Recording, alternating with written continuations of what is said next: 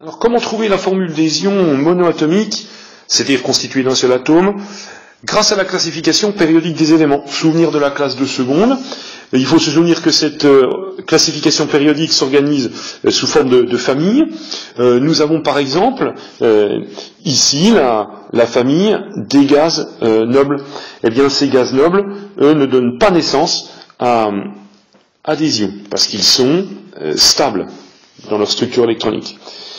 Par contre, la famille juste à côté ici s'appelle la famille des halogènes, et cette famille des halogènes, eh bien, tous les membres sont chargés négativement, une seule fois négativement. Donc, l'ion fluorure, CF-, l'ion chlorure, Cl-, l'ion bromure, Br-, l'ion iodure, I-. Voilà. Donc, tous les membres de cette famille, ici, sont chargés négativement. La famille d'à côté, dont le nom n'est pas à connaître, eh bien, on a des ions chargés deux fois négativement. O2-, S2-, l'ion sulfure, Se2- ici. Donc, cette colonne que nous avons ici, représentée par deux charges négatives. L'azote N, ce serait du N3-, le phosphore P, P3-, etc.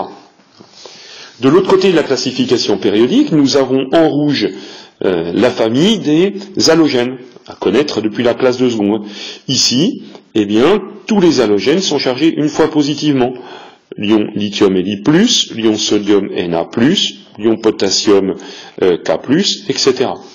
À côté, la famille du beryllium, magnésium, calcium, dont le nom n'est pas à connaître non plus, eh bien, sont chargés deux fois positivement. Be2+, Mg2+, Ca2+, pour l'ion calcium, etc. Donc, toute cette famille-là, toute cette colonne chargée deux fois négativement. La colonne du bord aluminium, gallium ici, on a le domaine des ions chargés 3+. Pour le bord, c'est B3+. Aluminium, ion aluminium, B3+. Voilà. Donc, toutes ces petites règles qui sont vues en seconde nous permettent déjà de connaître la formule de nombreux ions monoatomiques. Maintenant, qu'en est-il des ions dits polyatomiques, c'est-à-dire constitués de plusieurs atomes? Eh bien ici, c'est un peu moins facile, c'est avant tout un exercice de mémorisation. Il y a des ions dont on va connaître la formule à force de les utiliser. Voilà. Des ions sulfates, SO4-, des ions nitrates, NO3-, les ions permanganates, MnO4-, tous ces ions sont polyatomiques. On pourrait citer les ions carbonates, CO3-, les ions hydrogénocarbonates, HCO3-. Voilà. Donc ces ions-là, on va connaître leur formule à force de les utiliser, ou alors leurs formules seront reprécisées dans les consignes des exercices que nous allons traiter.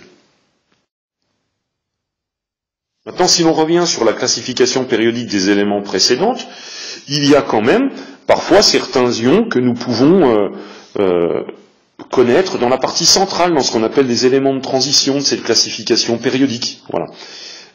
Notamment, peut-être se souvenir parfois des ions cuivre qui peuvent être chargés deux fois positivement, Cu2+. À côté, les ions zinc, Zn2+, également. Ce sont des ions qui font partie généralement de notre culture. On les a étudiés au collège, on les a revus souvent en classe de seconde. Voilà. Les ions argent qui peuvent s'écrire Ag+. Donc il y a dans cette partie centrale effectivement des ions dont on peut connaître parfois la charge. Les ions fer.